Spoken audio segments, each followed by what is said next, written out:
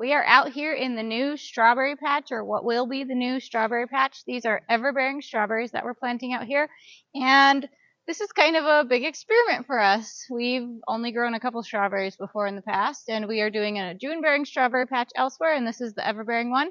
This one will be on drip tape with weed mat covering over the top. Fort Laramie is a variety that we're trying. And so today the plan is to get our drip tape laid. We have 5 rows and about 500 plants that we're going to be putting in today. These plants really need to get in the ground, so we're going to take you along for all of this. Let's hustle up. Okay.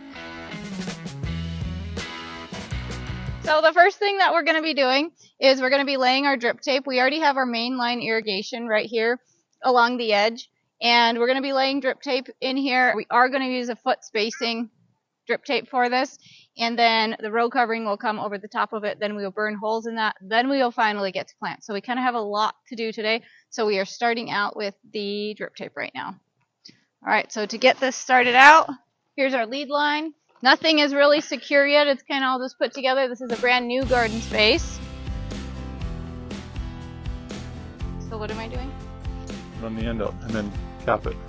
All right, we are running our drip tape out to the end.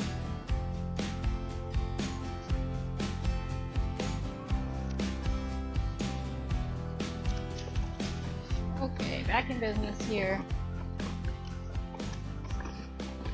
Meanwhile, we have a sand castle. So we have our drip tape all down and it's connected to the lead line. When we furrowed these, we hilled them so that we would leave a divot in between all of our rows. We are going to go through and bury this drip tape. We learned last year that it is really necessary to bury drip tape. Otherwise, it expands and contracts a lot and it moves a ton. So that's part of the plan, why these rows are laid this way. So what's the plan here? I don't know. So this is folded in half. We decided to unspool the weed mat by walking it all the way to the other end so we didn't disturb our hilled rows. This actually ended up being pretty heavy as it was 100 feet out there. And the rake is just what we had on hand, so we made it work. Okay, Pull it tight. that's big. Pull it tight.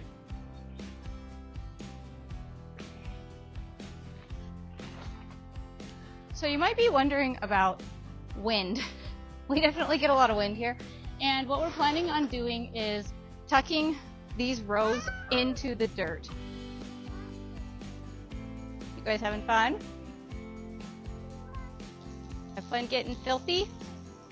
Coming together. So we're burying the drip tape. Looking back on it, we definitely could have done a little bit better job burying this drip tape in a lot simpler way, but live and learn, I guess. We will keep that in mind when we bury the drip tape on our other gardens. We do have some hesitations about burying this drip tape, being that we can't see the drip tape itself later down the road, and a couple other things that come to mind about repairing lines if they break. But this is the method that we know works, so we're going to try it as we've heard other people do it.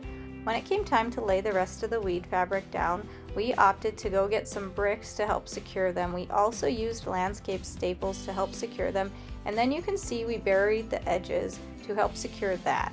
We are worried about wind with this, but we thought that these options and these techniques will probably help. Then we started burning a bunch of holes in the weed mat, and as you can see, we got better at this as time went on and we developed our tactics for how to do it. We used a torch to cut all of this weed fabric, as you want to make sure to do that because it will fray if you do not use a torch and if you use scissors. This did kind of take a little bit of time and was pretty tedious, but I'm really hoping it helps cut down on our weeding this summer, and since we're hoping to turn this into a perennial crop and enjoy it next year, hopefully weeding in the future is also dramatically reduced, as we are going to try to overwinter these plants, but we don't really know what they will do in our environment with our conditions and all of that. So it is kind of a big experiment, but the weed mat is there to help us. That is the thought anyway. So we are on to our last row of getting this drip tape, getting the holes burned in this. And what we're doing is we're finding our emitter or a drip point, and then we're going over. We have a little guide here going over a foot and then putting it in the center of this scrap that we had laying around and then just burning a hole in it. And there is our wet drip point. So I go in the center of that hole. And yes, this is a little bit tedious, but we are using what we have around, and with 2 people, it's not so bad.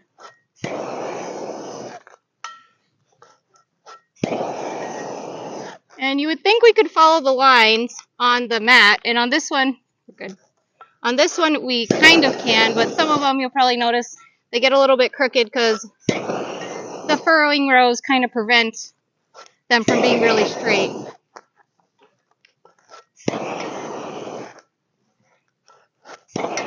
And this is also kind of nice because anytime you get a little bit off as far as where that dripper is and where the water is going to be coming out, you can just kind of adjust as you go.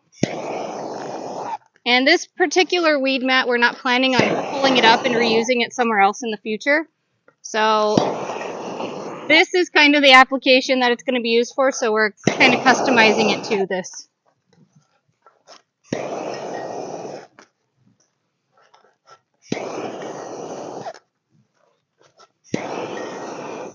So we do have that tape underneath, and it is also buried. So if you look in some of these holes, like right here, you can see the tape right there. But since it's wet and buried, we're not burning that drip tape when we're putting these holes in. And this one's a little bit off, so I'm going to correct it. Oh. And that one is better now. So I just measure, mark, go. We could make a nicer jig for doing this, but this is just how we're getting it done today.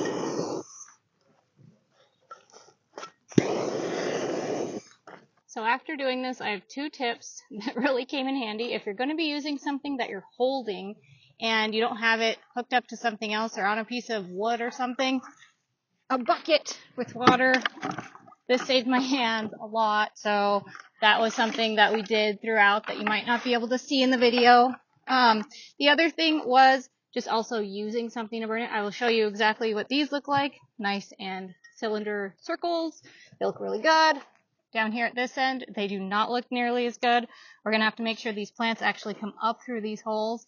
And I guess this is just a lesson learned, and this is where we started, and we got a little better as we kept going. So that's my 2 little tips for getting the weed mat burned. Also, if you want to take the time to make a jig so you can hold it a little easier, that would be handy. This is what our strawberry plants look like when they come out of the fridge. They're bare root plants. Just got to separate them out. How many was in a bundle? There's about 25 per bundle. And we made a little poker stick, and we're poking it in to our moist garden bed here. Yep, we made sure to run the drip tape ahead of time so that to help with the burning of the plastic, for one, to protect the drip tape, and to help these plants have some wet soil to go into. Helps hold the soil in place when you poke a hole. It doesn't just crumble back in on itself. And I'm sure it's better for the roots. So the plan with these strawberries is to get them in, get them established, and since they're everbearing, we'll end up cutting the runners down the road, but that's later on. The June-bearing ones on our other patch, those ones we will let runner, so we did not opt to weed mat those. And you might notice this big space behind over here that's randomly left here. We actually saved this space back here so that when all of these do make runners, we can put them over into this other space. Put the runners over into the other space? Yeah. So it's kind of our next plan. And then all of that garden space is designated for other things. Not perennial stuff. This is the only perennial crop that we're going to grow this year. Try to grow this year, I guess I should say. All right, just cruising along, getting those plugs in. Some of these look pretty wimpy. And then others have a really nice root on them. Oh, wow. So that's a couple, isn't it? Is that just one? This is one. Oh, my. We got these bare root strawberries from Young's. And the June bearing variety as well. Okay, time to get them just all planted in those little holes. So that's it. We're done. It took about all day to get this done. We did have help as we were both in and out of this, especially me being out of it at times. But that's it. 5 rows, about 100-foot rows, so 500 plants is what we ordered. and we'll give you guys updates and let you see how this ends up progressing throughout this season and throughout next. The reason we weed matted this is these are everbearing, and so we're going to pull the runners off and we can plant them somewhere else, root them and plant them somewhere else. And we've saved a little space for that. And so that's why we weed matted it. Our June bearing plants are down there. We're going to let them runner out and pull any flowers we see. They're not going to get any strawberries this year, and they're for next year. So this, we should have strawberries on it this year, and that should be really exciting. We'll see how they overwinter. Yep, and our only real experience growing strawberries was last year. We had like 3 or 4 plants. Wasn't a big deal, so we decided to really go big with it this year. The hardest part of this whole project was laying the weed mat. Planning and laying drip tape and stuff was easy. Just getting that weed mat laid down where it's not going to blow off is the hardest part. Yep, definitely, and especially because we do have the furrowed rows, that added a big layer of making it complicated. And when you come out to do something, you kind of just go, well, that looks about right, or that's not going to work, and it's kind of just a plug and play, and we kind of decide as we're going. So this is how we chose to do this. If you have suggestions on anything, please leave it in the comments. We'd be interested to read those. Thanks for watching this video, and we'll give you updates. Please like and subscribe if you want to see how this and the other garden projects end up turning out.